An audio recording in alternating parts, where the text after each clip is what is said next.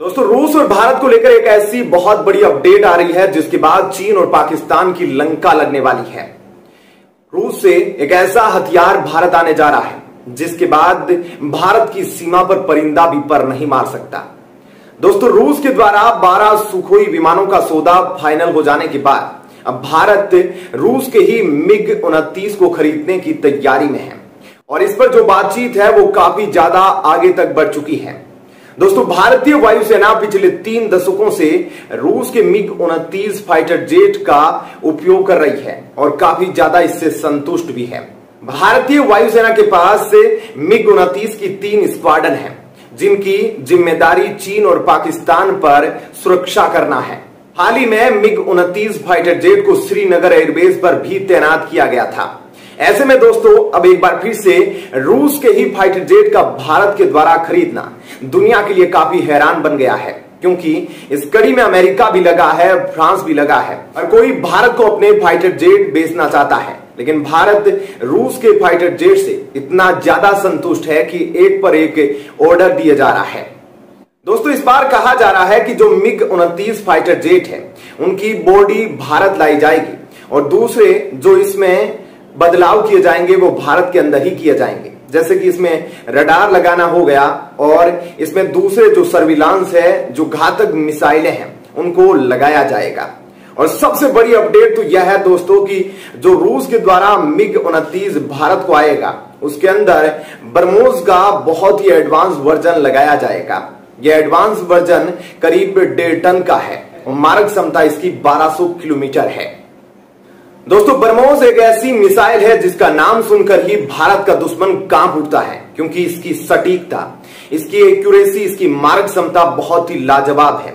यह बहुत ही high speed के साथ दुश्मन को टारगेट करती है।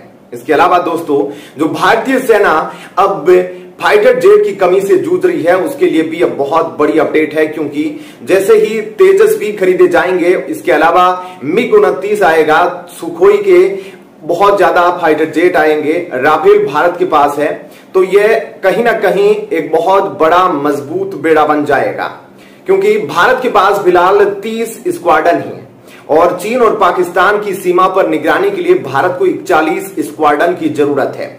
उसमें भी सबसे बड़ी अपडेट यह है कि जो MiG-21 है, जो काफी ज्यादा क्रेज हो रहे हैं और जो बूढ़े भी हो चुके हैं, उनको अब 1 साल के अंदर रिटायरमेंट करने की तैयारी है, जिसके बाद भारत को और ज्यादा फाइटर जेट की कमी होने वाली है।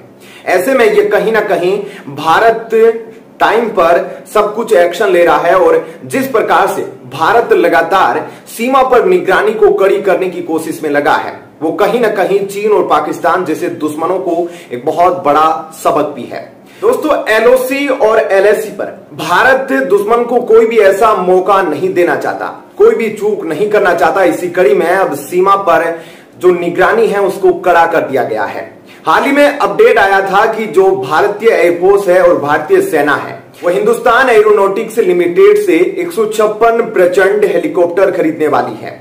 दोस्तों, यहां पर 90 हेलीकॉप्टर भारतीय सेना के द्वारा खरीदे जाएंगे और जो 66 हेलीकॉप्टर है उसे भारतीय वायुसेना खरीदेगी।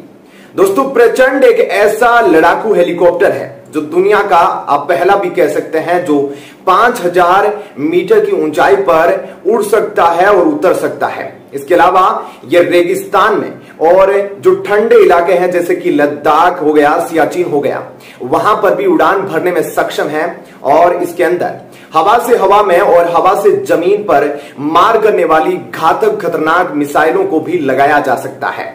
तो दोस्तों, यह तो थी एक बहुत बड़ी अपडेट जो भारतीय सेना की ओर से आ रही है। कमेंट सेक्शन में अपनी राय जरूर बताइएगा। धन्यवाद। जय हिंद।